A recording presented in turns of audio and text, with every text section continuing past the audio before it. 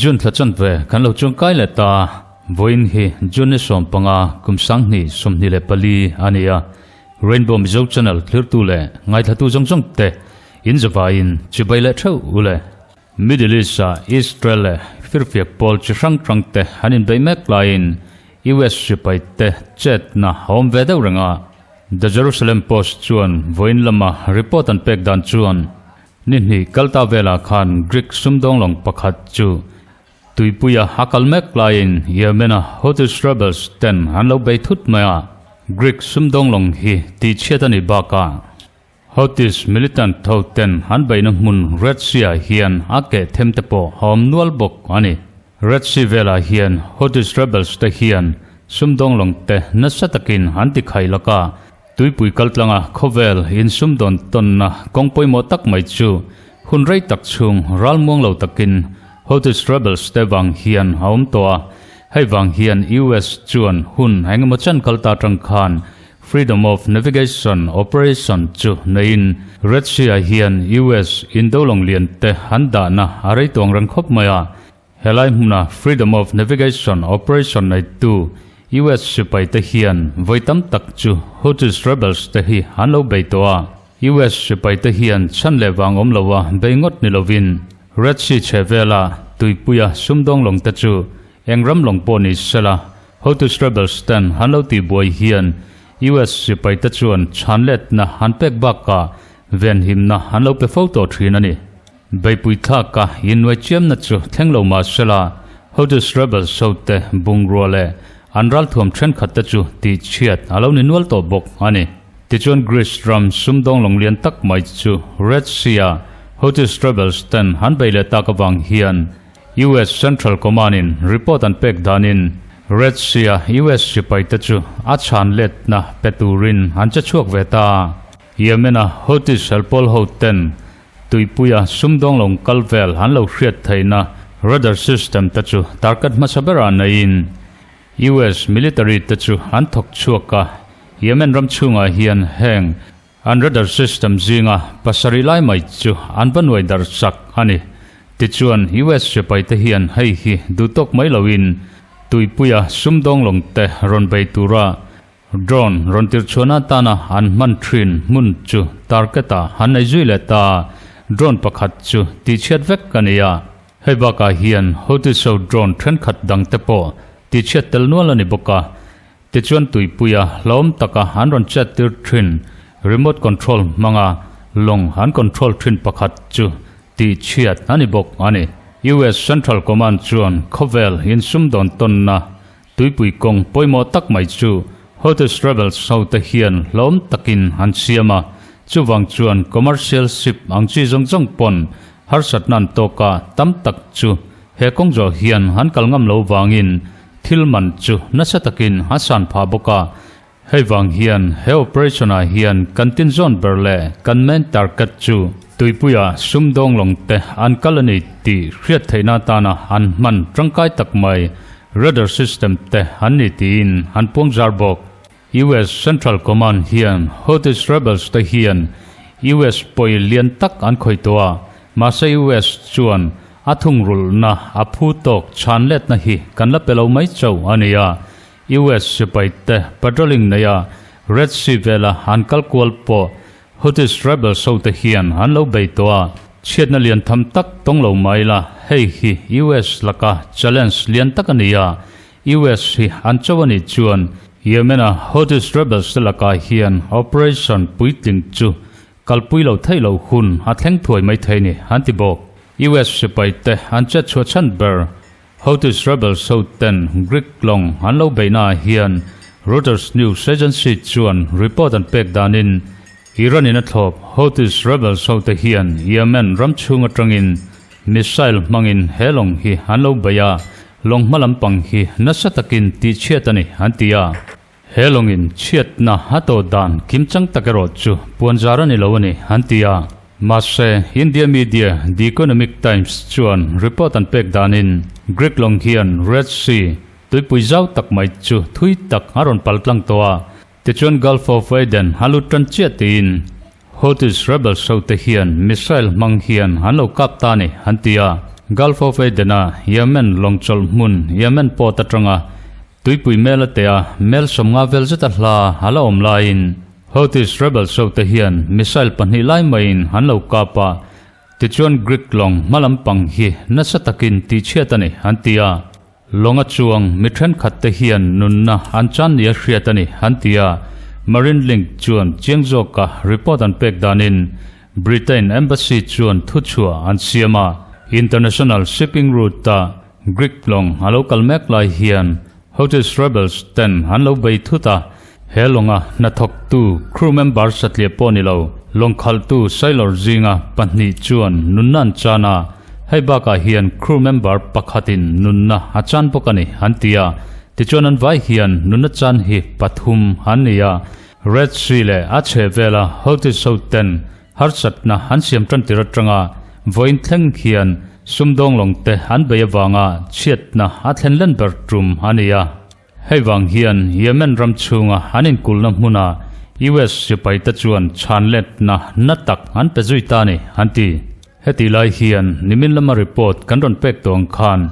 Lebanon border vela Hezbollah firfiak polten Gaza in dona tran hani nuwa Israel han bei nat bertrum hatheng ta ni tia kan ron report awang khan ramkang nasatak mai hathenga The Jerusalem Post chuan tukin jinglama report an pek dan chuan Israel Fire and Rescue Authority ta chuan thu chua an siama ramzau tak tuamin kang mai hi achok chunjom zela ramkang thelmi tum hian fire fighting team palilai mai ten theito pan chua meka kang mai hachuan mun hi baram le yeronin kara ramruak ramhnuai zau tak mai chu atom mekani hantia he kang mai chuak hi hanasata wangin yeron khotan hian halom tran towa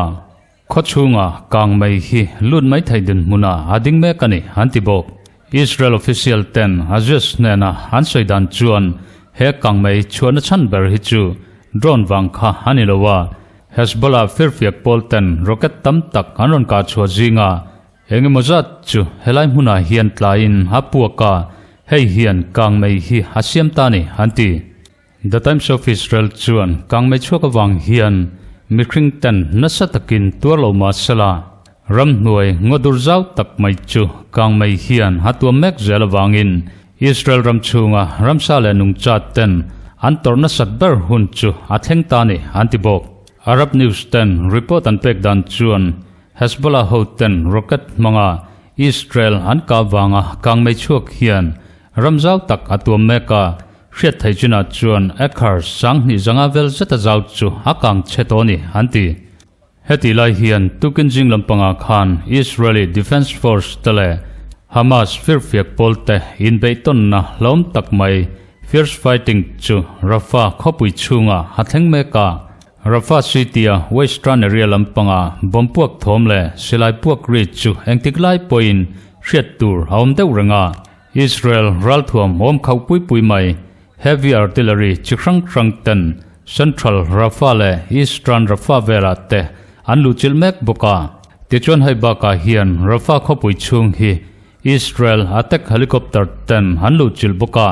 Rafah khopui chung khotlang lampang chu nasatakin van boro ka trangin han ka pane hantibok tichon Rafah khopui chung mun tranga Israel sipai ten operation hanai mekna hian Hamas hoten tran mun lo khoin in khorna mun tam tak hanaya chung ta chu van boro lampang atrangle artillery tranga boman ka chhuale machine gun lian tak mai mangin nasatakin han ka pa antran mun tam tak chu ti chiat ani baka Hamas fighter ho zinga nunna chan tam tak anom to boka Israel hian Rafah khopui chunga Hamas ho chu nortom zelin an hual chepa beipui thak na hi kalpui chun zom halani zelani antibok Hamas ho ta chuan Palestine media Wafa news agency nena hansoidan chuan Israel sipai ta hian khopui chung kotler vela te indona lian tak mai hanon chok chuaka khopui chung laili laya te bomanti puaka heiwang hian civil mi tam tak ten antuarani antia mà sẽ hay hi Israel chuan kan nolani hantia Israel sipai te hian Hamas hole an mani nena in thun jom na nei Palestine hoten resistance force tia an din ta chu an hun ma kan bayani anti ramthan khattale polthan khatten Israel hian Rafah ko pui chunga operation an nei mek hi topsan turin natakin hanor meka heti role hian Israel ram chunga Hezbollah firfiak pol hoten nasatak maya rocket le drone manga baipuan ron thaka wang khan Rafah ko pui chung mai baka Gaza pumpuya Israel sipai te chet na chu lian tham zokin kalpui zui zelania Israel thurwal puile hanmani thop tu lian per US chuan Israel in southern Gaza city of Rafah operation hanai mek hi an top san thu han pon hun tur hi kan hak mek ani antia United Nations Security Council in resolution halo siam tonga hostage deal le ceasefire negotiation te tran ani ma hian Israel hian Rafah operation anei hi an top san hun kan hak meka Rafah khopui chung le Gaza hun franga Israel sipai ten operation anei mek hi an top san ma chuan in biak na lam chi reng le in rem na ta na kongzon na tam tak chu tuna hian hati khailaka Israel in operation anei mek hi atop san photani lo chuan Egyptian negotiator tale Qatari negotiator ta chuan in rem na ta na in biak na hi kalpui tran handu lawani anti Hezbollah noya in ziak lut Lebanese news outlet pakhat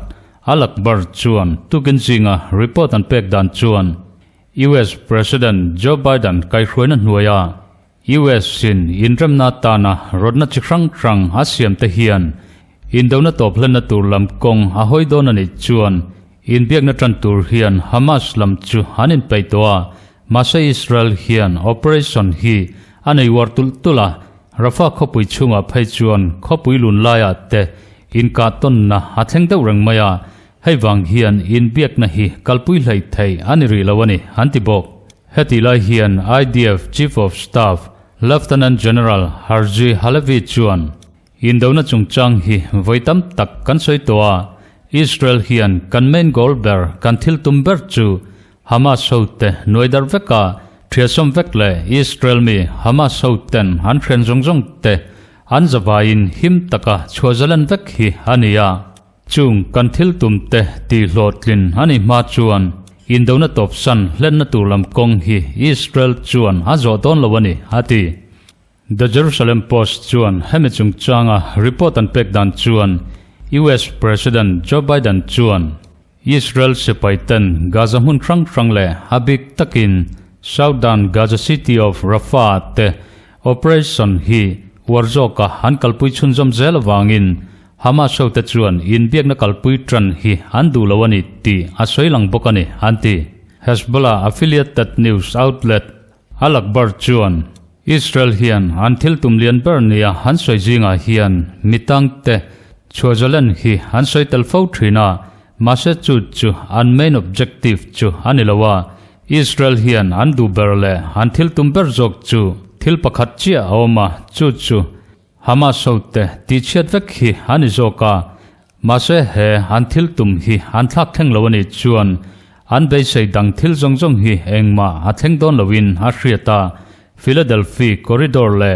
Netzarim corridor statanga Israeli troops zongjong te anin nukdok veka withdrawal process kalpuyani malo chuan in biak na le in ramna tak hi engma siam thei ani don lawani anti Hamas te hi akotopa hantrang toa hei wang hian an thurwal pui hotu sotele Hezbollah firfiak pol ta chu an mangang tran deuh toa achan chu heng firfiak pol krang te hian Israelin hatum danang takin Hamas ho thapui ber chu cha hani toa Rafah khopui chunga hian noi chimi hanileni chuan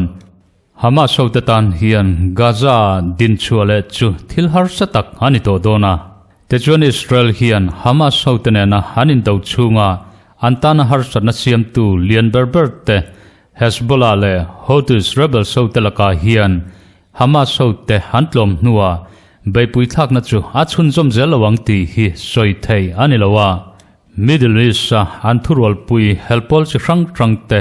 tha ti chak tu ber Iran chuan presidential election han ma chon dona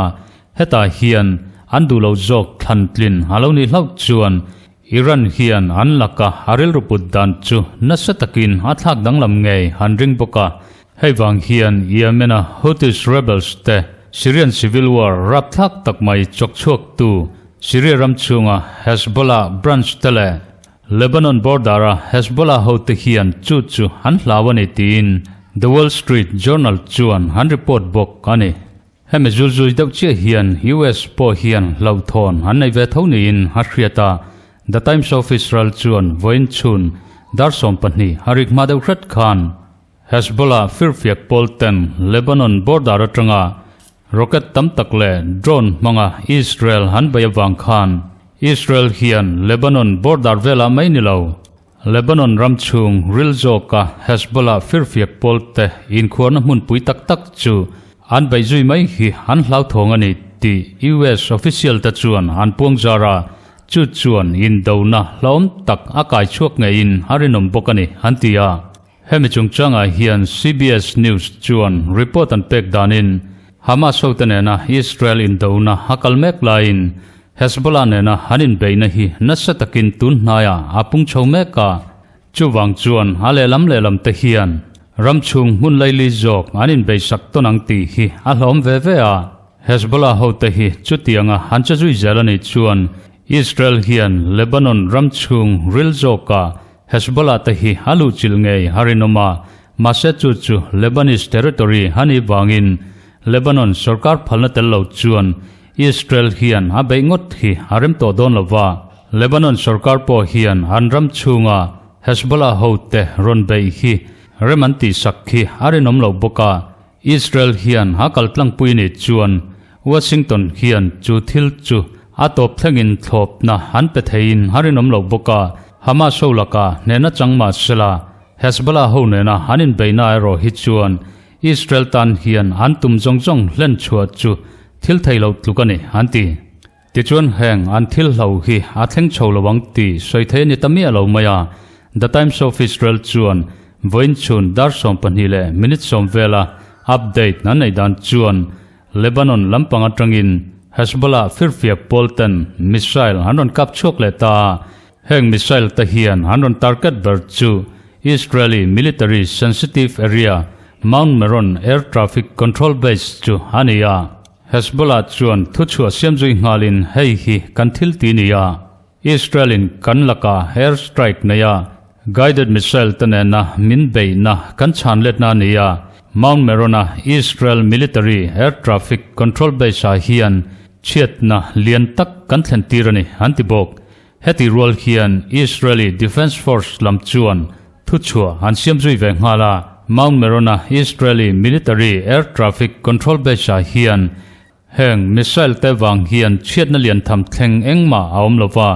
nunna chan le liam tur po anum lawani tin an puangzar ve thung ani Hezbollah hoten Israel military sensitive zone Mount Merona air traffic control base tarketa missile andron ka chua hi panni ania Hamas sotamai ni lowin Israel hian Lebanona Hezbollah tenen in dona chu anma chontan mekang tluk anita hei hi Gaza in dona Israel sipaite anchet na wangin Palestine mi pui tam tak torna chu an hriat puyani ti le Hamas lama hian an ding zelani ti an lan tirna ni antia Rafah khopui le Gaza pumpuya hian Israel sipaite an chana tulani chuan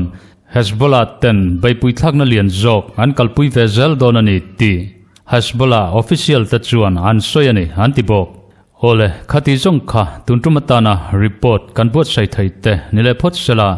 kan channel la subscribe lo ten milo subscribe sakzel turin kan som chewa ti chuan subscribe button bula darlem notification bell kha click in ola hinlo da thau donia